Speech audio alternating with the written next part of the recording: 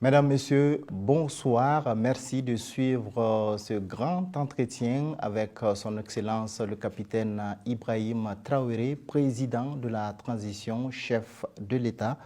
Bonsoir, Monsieur le Président. Bonsoir. Pour cet entretien, je suis accompagné par Innocent Soulaman, journaliste à la télévision Canal 3. Bonsoir, Innocent Soulaman. Bonsoir. Bonsoir, Monsieur le Président. Bonsoir. Chers téléspectateurs, trois principaux points seront abordés au cours de cette grande interview. Il s'agit notamment de la guerre contre les groupes armés terroristes, des réformes de l'État et de la gouvernance et bien entendu des questions de développement. Monsieur le Président, merci de nous recevoir au palais de Koulouba pour parler de la situation nationale et de la conduite de la transition. Aujourd'hui, plus de 7 mois après votre arrivée au pouvoir, comment vous vous sentez avec cette tâche titanesque de reconquête du territoire national? Merci à vous.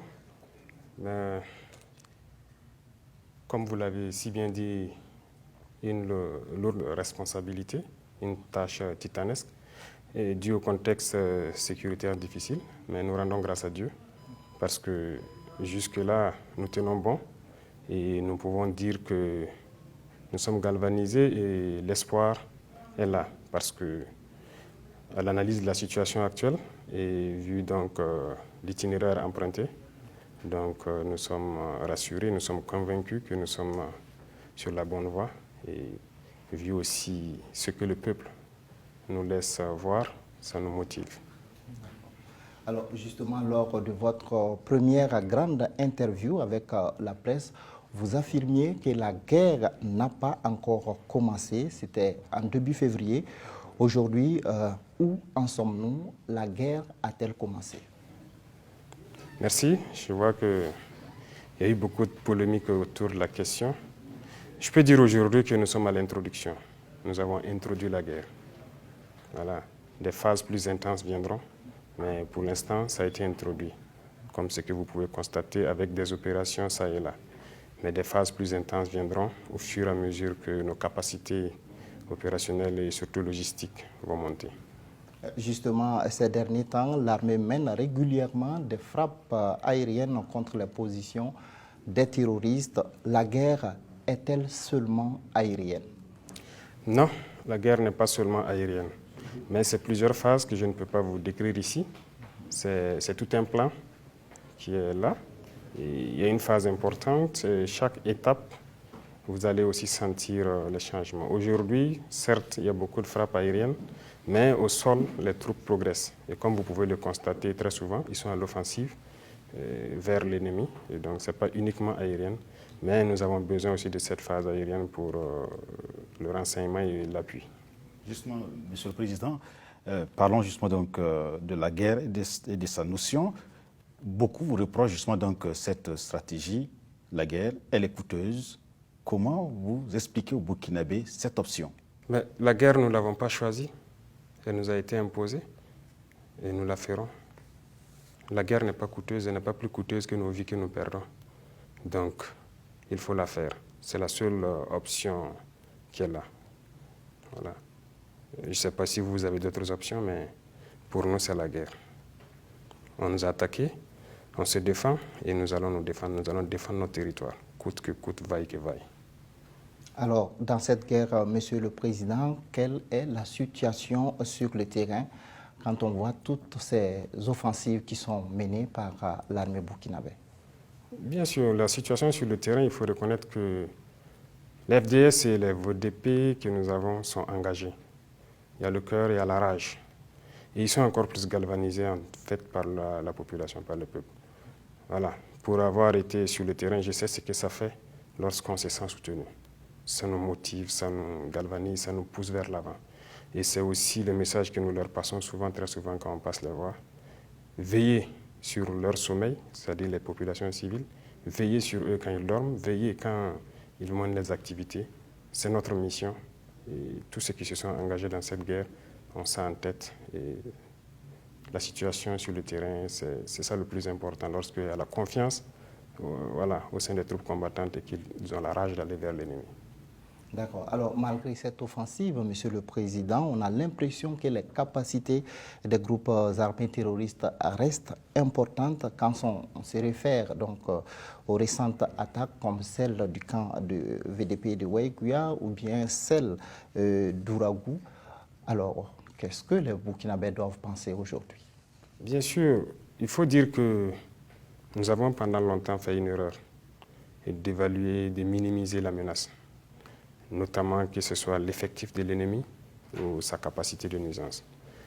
Je me rappelle souvent lorsque dans les centres des opérations, nous montons nos opérations, nous estimons dans une zone très vaste un ennemi de 200 combattants maximum.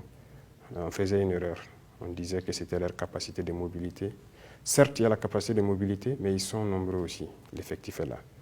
En témoigne, actuellement, nous ne sommes pas là pour faire un point de combien on a tué, mais on en tue beaucoup, mais nous sommes conscients qu'ils sont là.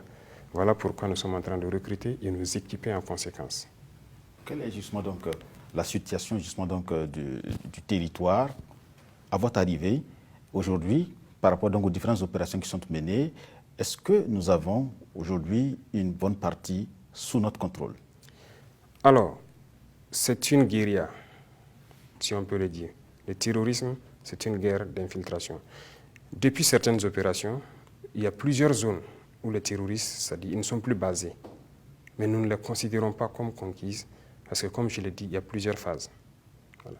Il y a des zones où vous allez aller aujourd'hui tourner, il n'y a pas de terroristes.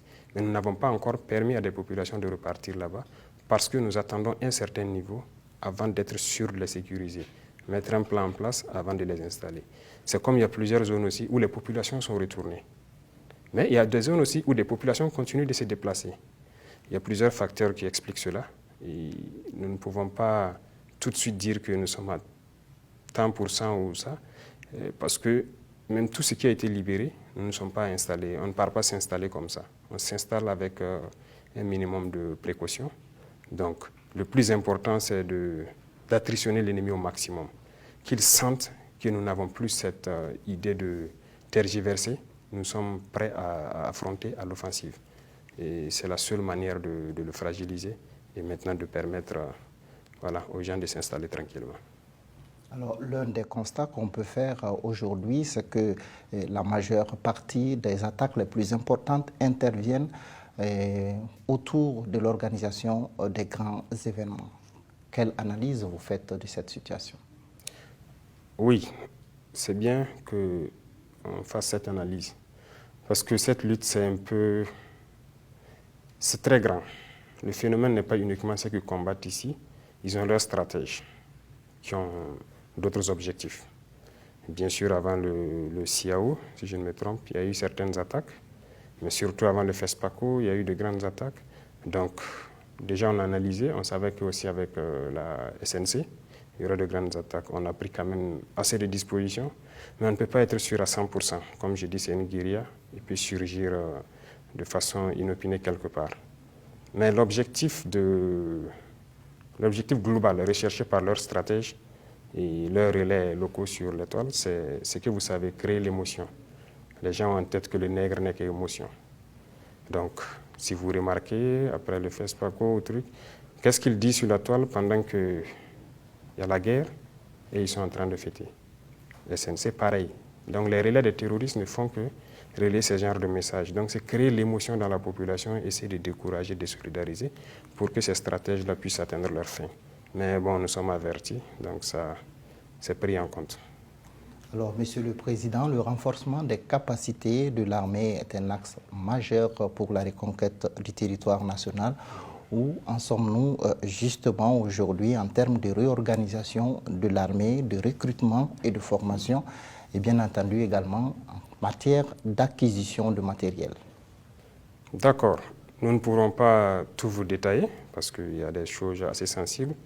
Mais ce que nous pouvons seulement vous dire, c'est que nous avons un concept qu'on nous a imposé qui n'est pas forcément le bon.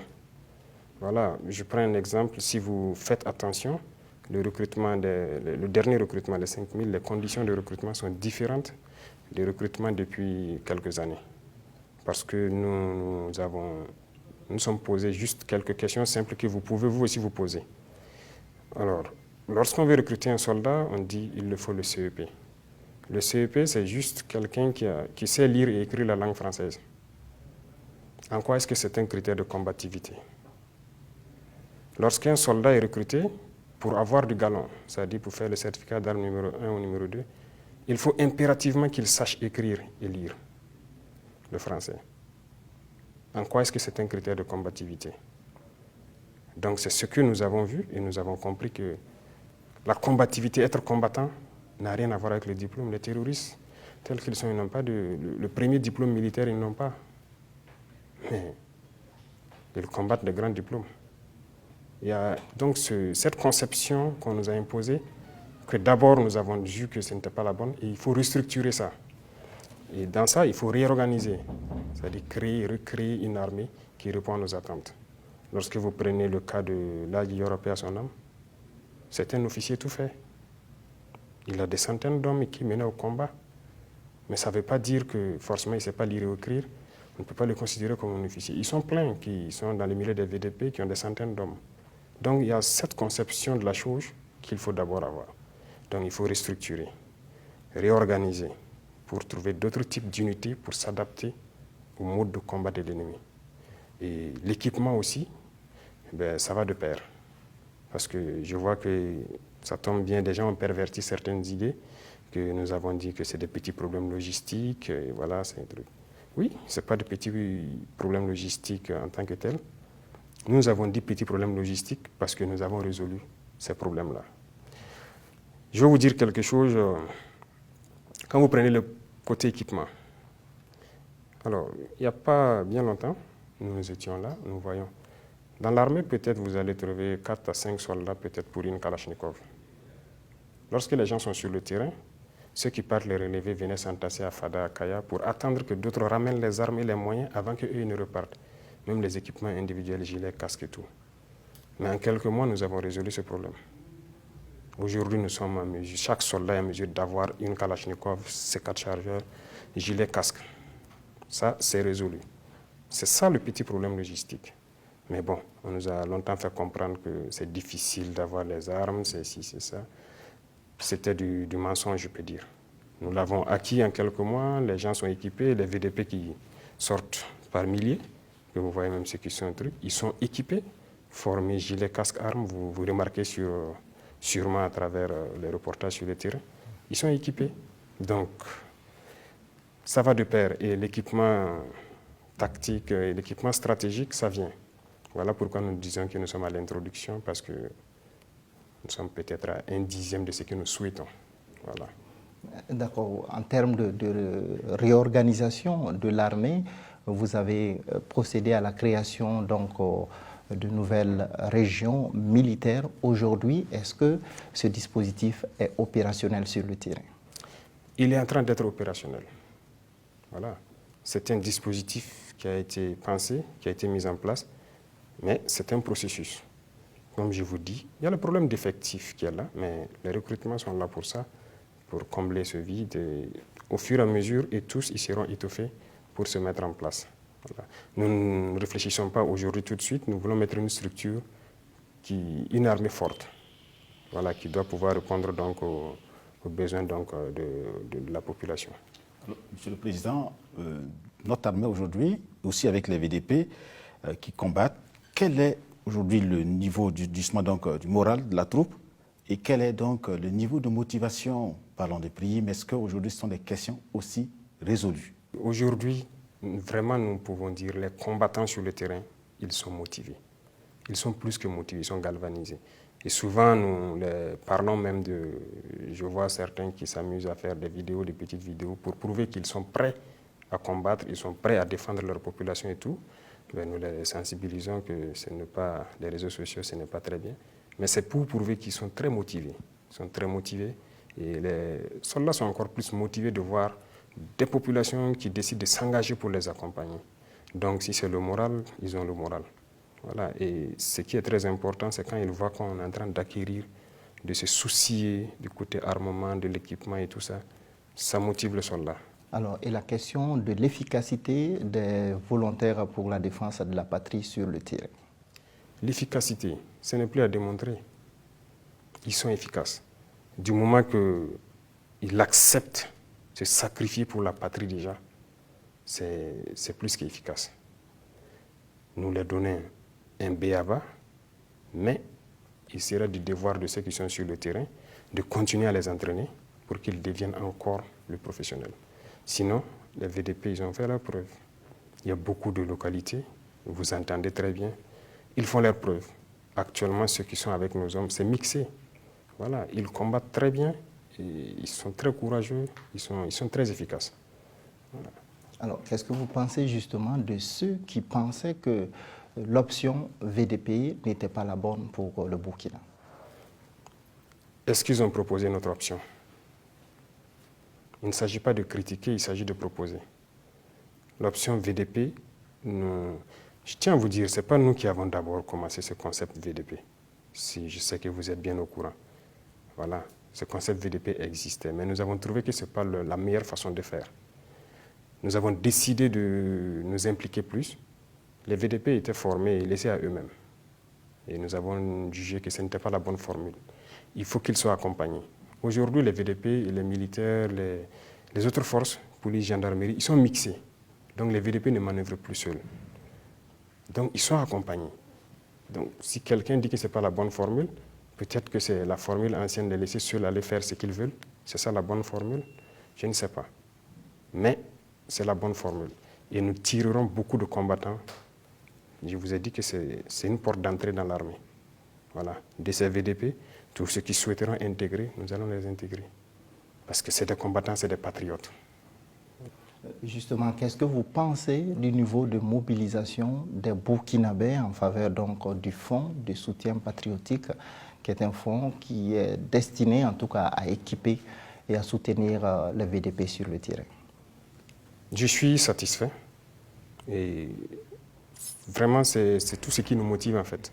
Lorsqu'on sent que le peuple a pris conscience et qu'ils ont décidé de prendre leur destin en main, ça nous motive et ça motive encore plus les soldats sur le terrain.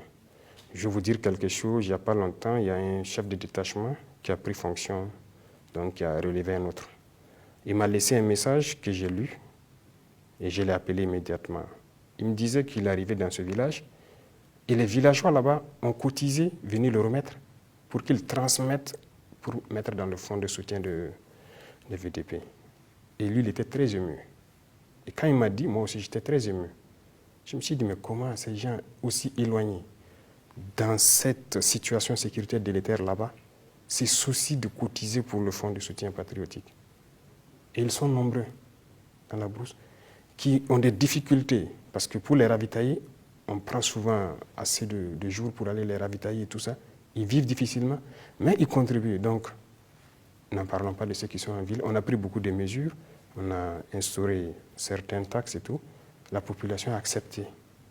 Donc c'est très satisfaisant, ça veut dire que les gens ont compris l'esprit que nous devons nous battre nous-mêmes. Et donc nous, on ne peut que saluer ça. Malgré justement donc, cette mobilisation aussi, vous aviez décidé, à travers un décret, donc, de faire la mobilisation générale et la mise en garde. Est-ce que vous pouvez nous expliquer pourquoi cette option déjà? Oui, la mobilisation, la mise en garde, je pense que c'est des dispositions légales donc, que l'autorité peut être amenée à prendre en fonction de la situation. Voilà. Cette mobilisation, je pense qu'il y a eu une conférence du directeur de justice militaire qui a expliqué. Voilà. Je ne dirais pas que c'est différent de la mobilisation qui existe déjà, mais bon, ça accompagne. Parce que nous sommes en guerre et je vois souvent certains qui parlent de qu'on va brimer les libertés, ainsi de suite, de nous interpeller. Il ne s'agit pas de ça. Voilà. Mais seulement, il faut que les gens comprennent qu'on ne peut pas laisser le libertinage aussi se faire parce que nous sommes en guerre. C'est la patrie qui est en jeu. Et si le soldat ou le VDP qui est au fin fond là-bas, qui dort dans sa tranchée, il a abandonné plein de libertés pour défendre la patrie.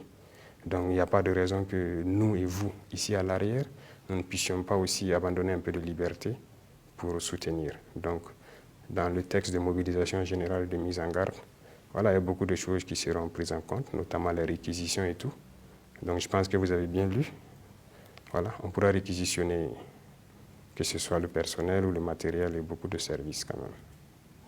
D'accord. Justement, Monsieur le Président, cette mobilisation fait craindre à certaines personnes, en dehors des questions de liberté, certains pensent à leurs biens. Leurs biens? Oui, qui pourront peut-être être mobilisés dans le cadre de cette guerre. Oui. Dans le texte de la mobilisation générale, je pense qu'il doit être mis en place dans les différentes régions des commissions de réquisition. Alors, même s'il y a lieu de réquisitionner des biens, je pense que c'est sur des bases aussi légales. Toutes les conditions sont décrites donc dans le texte. Donc, ce n'est pas dire qu'on on va venir retirer tous ces biens qui ne puissent pas vivre. On va évaluer, ça ne sera pas fait de façon désordonnée. Il y a des commissions qui siègent pour ça. Voilà. Alors, Monsieur le Président, qui parle de guerre, parle de renseignement. Notre renseignement aujourd'hui est-il efficace après les changements à la tête de l'ANR? Oui, je peux vous dire oui, le renseignement est efficace. Il y a plusieurs opérations quand même qui ont été menées sur base de renseignement et de renseignement très fiables.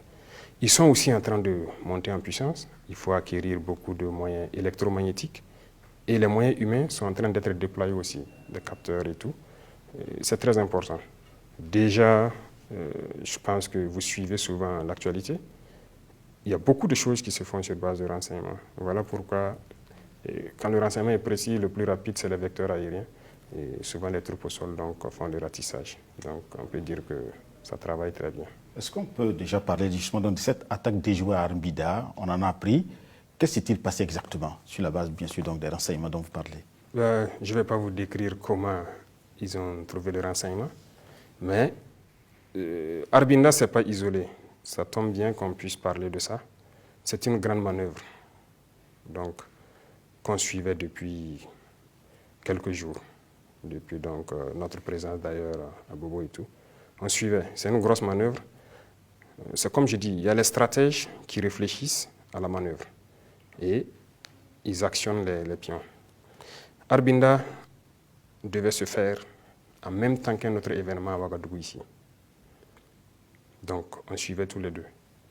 Ici à Ouagadougou, moi je n'ai pas pu suivre, mais je sais que d'autres services ont suivi. Il y a eu des montages pour essayer de s'en prendre à un chef coutumier et aussi essayer de mettre en conflit les populations. Donc ce montage, on le connaît. Et ceux qui sont à la manœuvre, on les connaît. C'était juste pour essayer de créer un semblant de désordre à Ouagadougou. Et on allait déployer beaucoup de forces pour sécuriser sur le chef coutumier, pour sécuriser d'autres personnes. Ça fait une image. Et dans le même temps, d'autres acteurs donc, devraient frapper quelque part. Ça fait deux. Et le lendemain, les relais locaux sur la toile devraient donc sortir quelque chose. Et donc on savait. Donc nous, on était concentrés plus sur l'autre côté où des civils, beaucoup de gens allaient mourir. Donc on savait que l'ennemi a infiltré, il a des véhicules piégés. Et c'est où il allait frapper. On était à cette analyse jusqu'à la dernière minute où on a pu quand même savoir c'était où. Dieu merci, on les a détectés vers 1h quand ils partaient pour l'action. Et on a frappé et détruit tout. Donc, et exactement, pendant le même temps après, on a appris que l'événement qui devait se déclencher aussi a été déclenché. S'ils avaient réussi leur coup, on aurait dit qu'il y aurait beaucoup de morts. Pendant ce temps, on déploie des forces ici pour, soi-disant, protéger le pouvoir. C'est ce qui allait sortir le lendemain. Voilà, pendant que les gens meurent, ils sont là à déployer des troupes pour juste garantir leur pouvoir. Ils allaient accentuer sur ce phénomène. Donc, c'est pas... rien n'est anodin. Et beaucoup de choses sont liées. Alors, ça nous permet de parler de ces velléités de déstabilisation du pouvoir. Est-ce que ce sont des informations qui sont avérées? Bien sûr, c'est avéré. Nous vivons cela depuis, je dirais, novembre, décembre. Écoutez, la décision, l'itinéraire emprunté ne plaît pas forcément à tout le monde. Et souvent, quand on parle de l'impérialisme, ce n'est pas forcément ailleurs. C'est ceux-là qui sont là, les Burkinabés, les Noirs ici, avec nous. Ils sont là, ils sont pleins, qu'on connaît, mais pas forcément que... Beaucoup nous ont reproché d'être trop gentils, et je pense qu'à partir d'un moment, ils vont arrêter d'être gentils. Voilà. Beaucoup de choses sont connues, ces velléités existent. Il y a plusieurs plans. Je vous ai expliqué tout de suite ces plans lorsque les fêtes arrivent. C'est un gros plan. Lorsqu'il y a des événements, on crée d'autres événements pour juste créer l'émotion. Le cas de Arbinda, il y a beaucoup d'autres choses. Voilà. De l'argent rentre, ça circule, on voit tout pour essayer de créer d'autres organisations, voilà, qui sont payées ainsi de suite. Mais je pense que la justice est souvent saisie pour certains cas, mais peut-être qu'on va mobiliser d'autres aussi pour leur permettre d'aller défendre la patrie au lieu de chercher à déstabiliser, parce que nous voulons être concentrés sur la guerre. Alors justement, Monsieur le Président, vous dites que les renseignements ont des informations sur ces personnes, des individus qui cherchent à déstabiliser le pouvoir en place. Est-ce que justement, il y a des arrestations ou des procédures en cours donc, pour pouvoir juger ces personnes? Ces personnes sont très intelligentes. Et ces personnes sont manipulées par des gens qui nous ont peut-être légué nos textes. De notre constitution jusqu'à notre droit et tout, bon, ce n'est pas nous qui l'avons créé, on a copié et collé. Donc ces gens connaissent la limite de certains textes. Et ils exploitent cela. Et comme on est dans un état de droit, ils disent à leurs relais sûrement, faites ça, ils ne pourront pas faire ça, parce que vu en fonction des textes, ils ne peuvent pas. Et réellement, la justice a beaucoup de peine. Voilà, parce que aujourd'hui, pour avoir ce qu'on appelle des preuves, c'est un peu difficile souvent. Mais quand cela ne tienne, nous avons acquis un certain nombre aussi d'équipements techniques qui nous permettent d'avoir les preuves. Donc, sûrement dans les jours à venir, vous verrez, vous allez découvrir sûrement beaucoup de visages et tout. Voilà, donc ça existe. C'est pour dire que même quand vous prenez la lutte, ce n'est pas exclu souvent que vous entendez des gens dire, des VDP qui se plaignent ou des villageois qui se plaignent, ils ont arrêté des gens, mais après on les libère. Oui, on arrête. Lorsqu'on nous alerte, on arrête, on remet aux EPJ.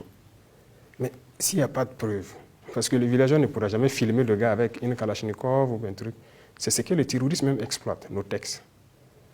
Il sait que tant qu'on n'a pas de preuves tangibles, on ne peut rien faire. Et donc beaucoup de gens sont arrêtés, mais libérés à la suite. Mais bon, ce n'est pas la faute à ceux qui arrêtent ou bien la faute à la justice. Ils se basent aussi sur nos textes, donc ça fait partie des réformes aussi. Et pourtant, on vous accuse de ne pas observer bien sûr donc des procédures sur les droits de l'homme. Les droits de l'homme. Je ne savais pas que j'étais accusé de ne pas observer des procédures. Je suis en train de l'apprendre. Sinon, si on ne respectait pas les droits de l'homme, il y a quand même plusieurs personnes qu'on avait déjà arrêtées, hein, beaucoup de personnalités, si on peut le dire ainsi. C'est parce qu'on laisse la justice faire son travail vraiment que voilà. Mais je vous ai dit, si certains débordent trop et que ça peut jouer sur la patrie, comme ce qui est en train d'arriver actuellement, nous allons nous excuser et en vertu donc d'autres textes tels que la mobilisation générale, nous allons permettre à d'autres d'aller défendre la patrie au lieu de trucs. Sinon, nous sommes de grands défenseurs des droits de l'homme. Le droit de l'homme, ça commence par quoi? Le droit à la vie. Nous sommes des soldats et tous ceux qui se battent, leur mission première, c'est quoi? C'est de protéger la vie. Si on nous dit qu'on ne respecte pas les droits de l'homme, ça c'est un peu malhonnête. Justement, Monsieur le Président, cette question nous permet d'aborder le sujet sur les allégations de violation des droits de l'homme actuellement au Burkina Faso avec la dernière attaque donc, qui s'est produite à Karma. Alors, qu'est-ce qui s'est-il exactement passé dans ce village situé à une vingtaine de kilomètres de Waïgouya? Alors, je vais profiter donc témoigner toute ma compassion aux victimes de Karma et à toutes les victimes du terrorisme. Ce n'est pas la première fois que ça arrive et je pense que actuellement, si je ne me trompe, le DGM et d'autres membres de l'exécutif sont en train de rencontrer certaines structures pour les expliquer un certain nombre de choses. Et aussi les dossiers qui sont déjà à la justice militaire et qui font l'objet d'enquêtes. Et les enquêtes sont en cours. On attend que les enquêteurs fassent leur travail et que les gens évitent de tirer des conclusions hâtives. En tant que chef de l'État, quel était votre ressenti quand vous aviez appris justement donc ce drame? Pour ceux qui me connaissent,